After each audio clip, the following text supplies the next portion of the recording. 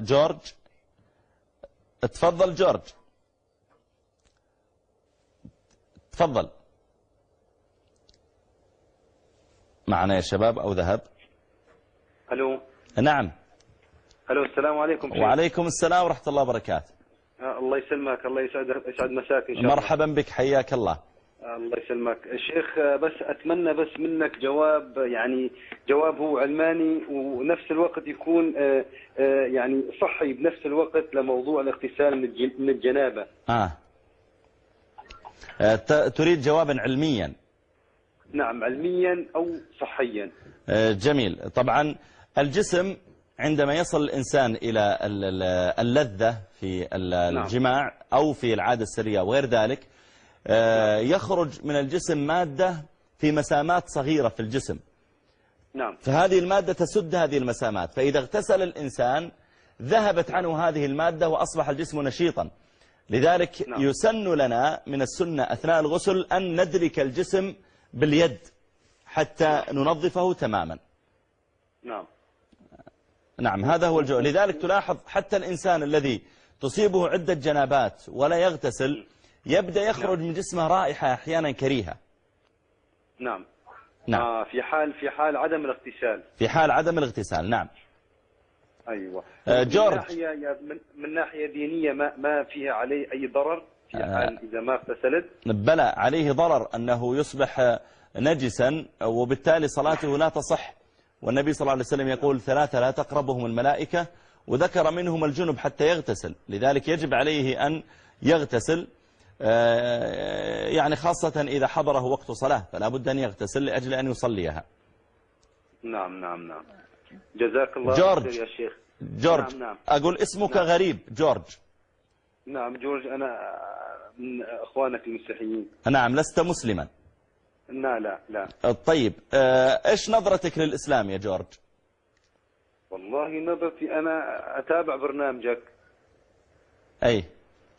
وفي عندي بعض الأسئلة يعني وتوضيحات، يعني كنت حابب بصراحة يعني أكون على انفراد أتكلمها معك. طيب، ما تستطيع تسألني الآن ما يتيسر منها، يعني الذي يصلح للإعلام اسألني إياه الآن وممكن أنا أتصل بك لما ننتهي، لكن حتى يستفيد يعني الناس. طيب، ما يصير أنت تتصل فيني؟ أنا سأتصل بك، لكن أنا سأسألك سؤالين يا جورج. نعم. طيب، الآن المسيحيون يقولون إن عيسى ابن الله، أليس كذلك؟ نعم. معناه أن الله يحب يكون عنده أولاد، لذلك عنده ولد اسمه عيسى، صح؟ نعم. طيب، ما دام جورج أن الله يحب يكون عنده أولاد، لماذا الله ما عنده إلا ولد واحد؟ ليش ما عنده 10 أولاد 20 ولد؟ هذا شيء. الشيء الثاني، نعم، وكذلك ما دام الله عنده ولد اسمه عيسى، ليش عيسى ما عنده أولاد أيضا؟ صح؟ نعم. أسئلتك ما لها يعني ما لها جواب، يعني ما أقدر أجاوب. نعم، ما لها جواب. وكذلك جورج، ما دام الله عنده ولد معناه الله عنده أم وأب وجد وجدة. نعم. صح؟ طيب، ما دام ليش الله يخفي عنا أمه وأباه؟ أليس من البر بالأم والأب يطلعهم يقول يا عبادي اعبدوهم معي؟ ليش الله ما طلعهم لنا؟ يا شيخ، هذا موضوع أكبر مننا، يعني أنا ما أقدر أني أفهم. طيب، أنا أسألك سؤال سهل، أسألك سؤال أصغر مننا. حبيبي أسألك سؤال أصغر مني أنا وياك. هل تذكر في التاريخ كاملا، في التاريخ السابق، وأنت ما شاء الله مثقف، في التاريخ السابق أو الآن، إن في قساوسة تحولوا مسلمين؟ نعم. ولهم مؤلفات، صح؟ نعم. وعندهم ويب سايت، عندهم مواقع في الإنترنت. نعم. وعندهم برامج في الفضائيات، صح؟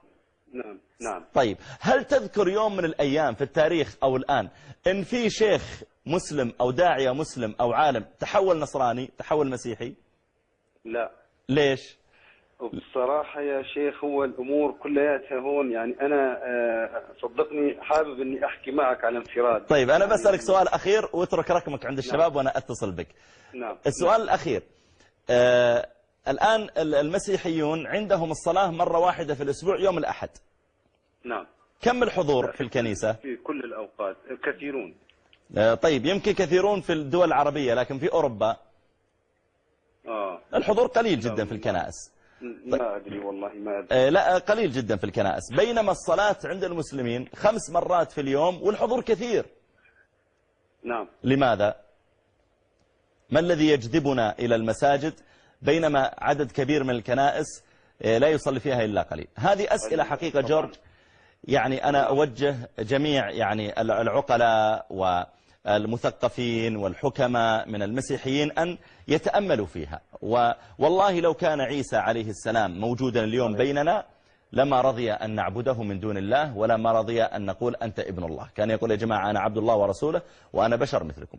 واترك رقمك عند الشباب، وأسعد وأفرح وأسر بالاتصال بك والتعرف عليك. تسلم، الله يخليك الله يخليك، شكرا يا شيخ. تسلم. بس المفروض أنتم الكبار تجتمعون، يعني أنتم الكبار يعني تجتمعون. صحيح. وتوحدون وجهة النظر هاي صحيح. اللي صحيح. كلياتنا نحن مختلفين عليها. صحيح. لا والله أبشرك جورج، أنا لي أصدقاء من المسيحيين وبعضهم زملاء وبيني وبينهم اتصال، وعدد منهم الله الحمد تأثر كثيرا، ويعني وفعلا يعني رجع إلى العقيدة التي جاء بها عيسى عليه السلام، وهي عبادة الله وحده ولا شريك له. وأنا أتصل بك إن شاء الله بعض البرنامج بإذن الله. شكرا شكرا شكرا. الله يوفقك للخير يا رب العالمين. الله يخليك. تسلم. شكرا.